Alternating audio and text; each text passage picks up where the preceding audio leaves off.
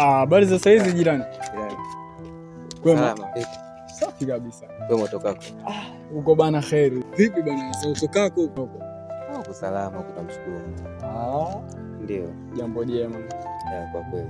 Lakini jirani? Ndio jirani. Kuna jambo moja mimi naona liko sawa. Jambo gani tena jirani?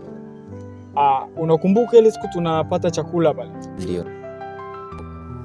Kuna maneno uliyazungumza ambayo kwa upande wangu mimi niliona kama yanapitiliza mipaka. Kama unakumbuka, ulikisikia chakula kuwa ni kitamu, ukapitiliza msifia hadi na shemeji yako kuwa utamu ule wa chakula yani ni utamu huo kama wa shemeji yako ambaye ni mke wangu. Sasa nikaa najiuliza, huyu jamaa utamu wa shemeji yake anaufahamu au? Kwa maana uwezo ukasifia kitu ambacho hujui. Unaona?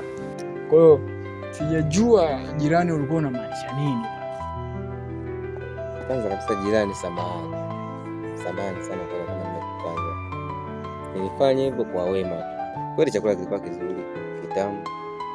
Lakini kama hajakupendeza au umeona nimevuka nje ya mipaka yangu, na kuahidi najitahidi kujirekebisha, tutaishi chini ya mipaka yetu. Hilo halina shida. Ila tu mimi nilikuwa naomba, ajue ile ni mke wa mtu, mke wangu. Unajua kama unakufahamu mpaka na mke wa mtu ni jambo la heri sana. Sababu utakuja ufanye vitu tufarakane. Sawa. Kwa hiyo lazima uzingatie mipaka. Ndio. Mipaka ya kwamba wewe ni mke wa mtu. Si unajua? Hauwezi tu ukaa huru kuzungumza. Yule ni mke wangu. Jaribu kufikiria mimi nitafikiria nini?